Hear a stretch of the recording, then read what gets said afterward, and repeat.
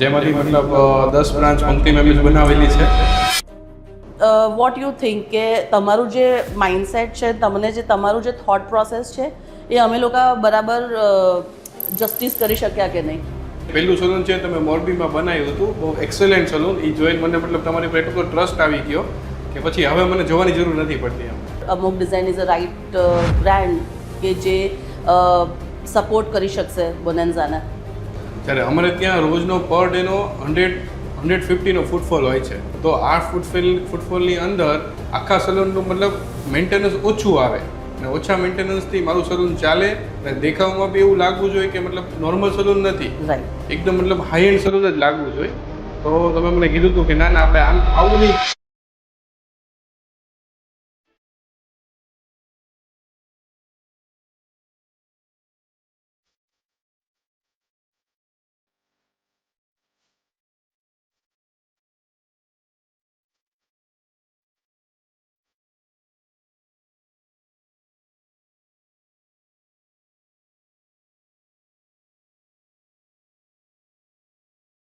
Hello friends, this is architect Pankti Shah, and today we are diving deep into a 5-year-old journey where our client has trusted us and given us an amazing project where we started with one 5,000 square feet project in Morbi, which unified into a brand story, and we created 8 salons all over Gujarat. And this is none other than Mr. Paresh Bhai, who is the owner of Bonanza Salon, who has given us a lot of opportunities and also trusted in Amok Designs. And I have personally learned a lot of things from him throughout the journey. Please welcome us, Paresh Bhai.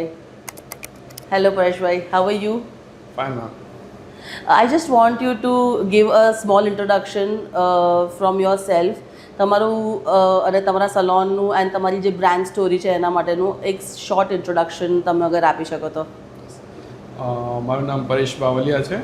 હું bonanza સલૂનનું મતલબ back and સંભાળું છું.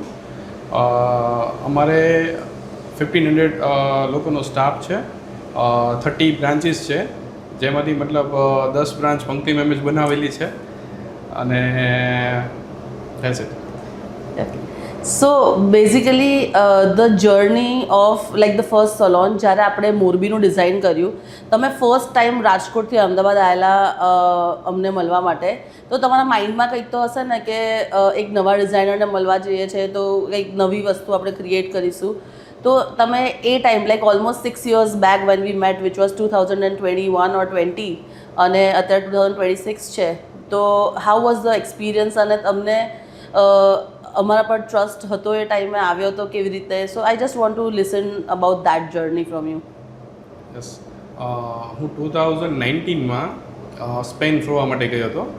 ત્યાં મતલબ મારો એક મતલબ શોખ છે કે મતલબ હું જે બી દેશમાં જાઉં ને ત્યાંના સારા સારા સલૂન્સ વિઝિટ કરું, ત્યાંનું ઇન્ટિરિયર, ત્યાંની સિસ્ટમ, પ્રોસેસ, આ બધું મતલબ જોઉં અને એમાંથી કંઈક આપણા માટે કંઈક ફોલો કરી શકાય એવી વસ્તુ હોય ત્યાંથી આપણે લઈ આવી અને અહીં આપણે ફોલો કરાવી.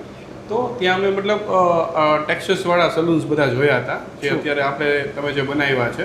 તો મતલબ મેં તમને ત્યારે દેખાડ્યું અને તમને મેં પૂછ્યું કે શું આપણે આ વસ્તુ બનાવી શકીએ? તો તમે મને કીધું હતું કે ના આપણે આવું નહીં, કે આને કરતાં બી સારું બનાવશું, કે તમે ખાલી એક ઓપોર્ચ્યુનિટી મને આપો. તો મેં કીધું કોઈ વાંધો નહીં, તમે મને બનાવો. અને એ જે પહેલું સલૂન છે તમે મોરબીમાં બનાવ્યું હતું, બહુ એક્સેલન્ટ સલૂન. એ જોઈને મને મતલબ તમારી પર એટલો ટ્રસ્ટ આવી ગયો કે પછી હવે મને જોવાની જરૂર નથી પડતી. એમ બેસ્ટ હોય છે. Then we created Rajkot Men's Salon, which was also a mezzanine salon, જે રાજકોટમાં ફર્સ્ટ મેન્સ સલોન છે જે આપણે ટ્વિન સ્ટારમાં ક્રિએટ કર્યું છે. That was also a different experience. But till that time આપણે એક અલગ અલગ આઈડેન્ટિટી ક્રિએટ કરતા હતા, ડિફરન્ટ સલોન્સ ક્રિએટ કરતા હતા. તમે ક્યારે વિચાર્યું કે એક સ્ટેન્ડર્ડાઇઝેશન ડિઝાઇનમાં લાવવું છે અને એના માટે પંક્તિ રાઇટ પર્સન છે કે we want to grow in a franchise model or a standardization for the salon? તો એના માટે we are the right people or અમુક design is a right brand કે જે સપોર્ટ કરી શકશે બોનેન્ઝાને? હા, એટલે મતલબ તમે જે મોરબીમાં અને રાજકોટમાં જે આપણું સલૂન્સ બનાવ્યું, તો એ બનાવ્યા પછી મતલબ અમને ઘણો બધો તમારી પર ટ્રસ્ટ આવી ગયો હતો કે ભલે આપણે હવે યુનિફોર્મિટી જોઈ છે. કે પહેલાં આપણે શું કરતા હતા કે મતલબ હું આવી રીતે અલગ અલગ કન્ટ્રીઝમાં ફરવા જતો અને તમને કંઈક હું ડિફરન્ટ દેખાડતો કે આ ટાઈપનું જોઈએ છે ને તમે ડિઝાઇન કરતા. પછી એક મગજ માઇન્ડમાં એક થોટ આવ્યો કે આપણે મતલબ એક વર્ષમાં હર વર્ષે 10 સલૂન ઓપન કરવા છે. તો 10 સલૂન ઓપનમાં પંક્તિ મેડમ જો 10 ડિઝાઇન અલગ અલગ બનાવશે તો બહુ ટાઈમ કન્ઝ્યુમ થશે. અને આપણે એકદમ ઓછા ટાઈમની અંદર કે ભાઈ આપણે આજ મેં તમે ડિઝાઇન આપી અને 3 મંથની અંદર સલૂન બની જવું જોઈએ. તો એ ક્યારે બનશે કે યુનિફોર્મિટી હશે તો જ બનાવી શકશે. એટલે પછી મેં તમારી સાથે મીટ કરી અને તમને જે કીધું કે મારે આ યુનિફોર્મિટી જોઈ છે, તમે કીધું કે આપણે કરી શકશું 100% વાળો.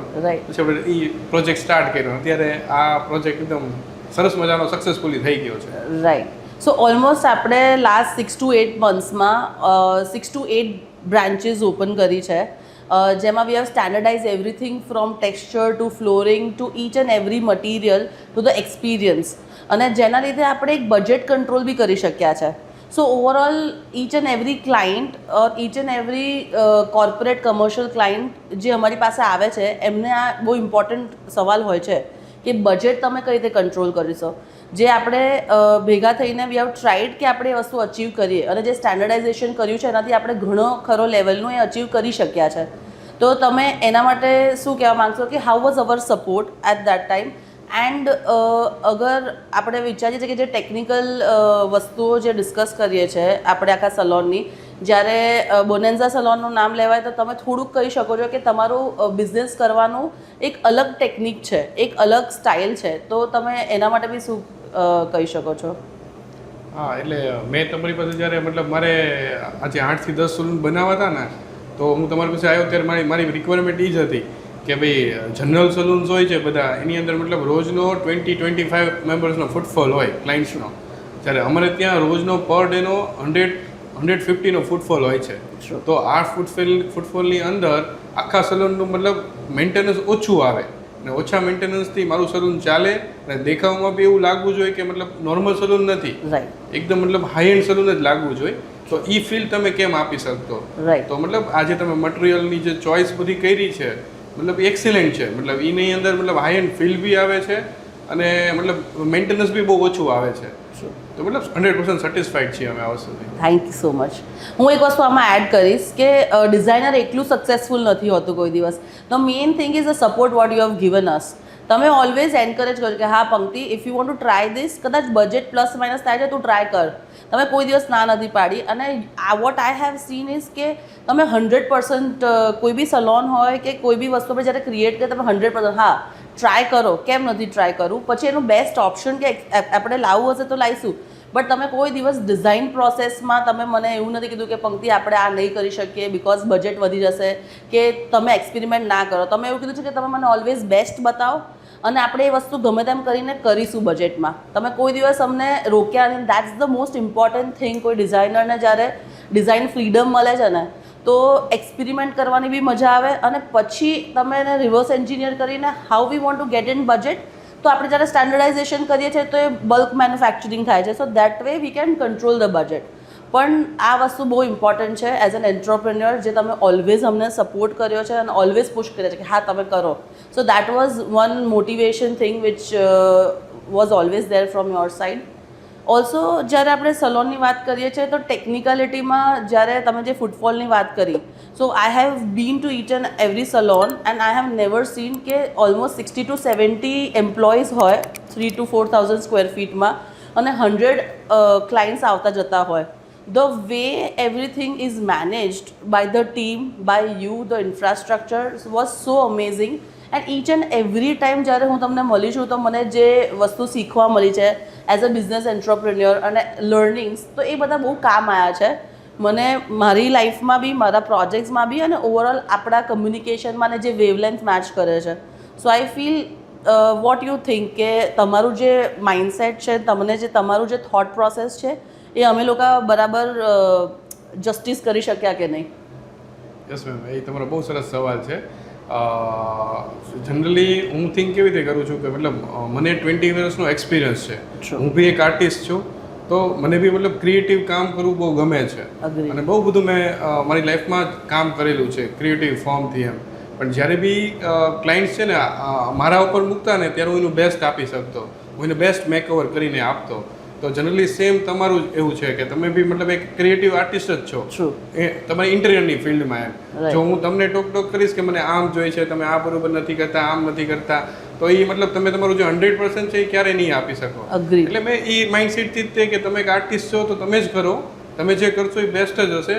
અને તમે ઓલરેડી અમારું કામ કર્યું હતું, તમારી પાસે એક્સપિરિયન્સ અમને હતો જ ઓલરેડી તમારા કામનો, તમે ઓલરેડી બેસ્ટ જ આપો છો.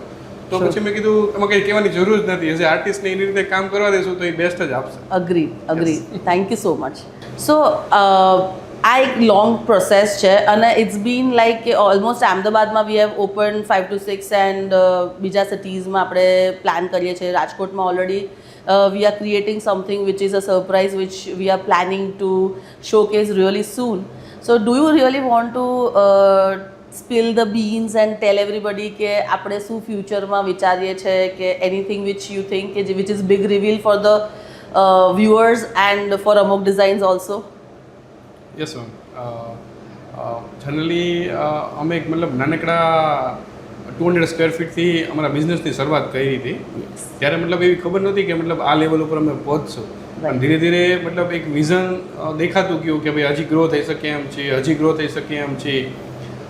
તો ધીરે ધીરે મતલબ અત્યારે મતલબ 30 બ્રાન્ચ આપણી થઈ ગઈ છે.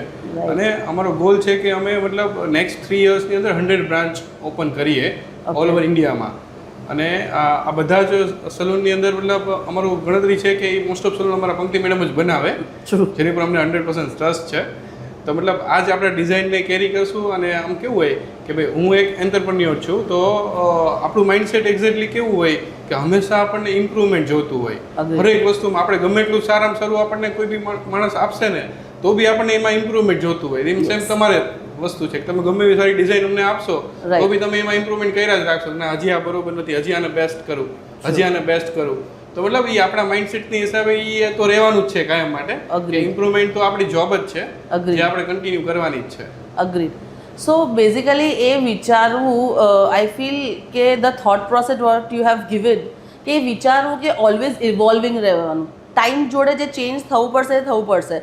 તો like doing something and creating something for Bonanza, it's always a challenge because it is not about like small space, it's about something કે જેમાં ફંક્શન સૌથી ઇમ્પોર્ટન્ટ છે એસ્થેટિક કરતાં પણ. અને પછી જે એની બ્રાન્ડ આઈડેન્ટિટી છે એ તમે કરી શકો છો કે નહીં, એને જસ્ટિસ આપી શકો છો કે નહીં.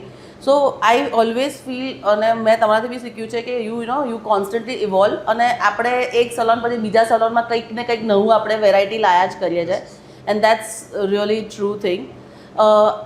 At end I would love કે તમે અમુકમાં માટે કંઈક થોડુંક કહી શકો કે અમુકની ટીમ માટે કે તમને ઓલવેઝ જે પ્રોસેસ અમે જે ફોલો કરીએ છીએ, કે જે ટીમનું ગાઈડન્સ છે, કે જ્યારે બી તમને નેસેસરી હોય કે are we available for you, or what you think about team અમોગ?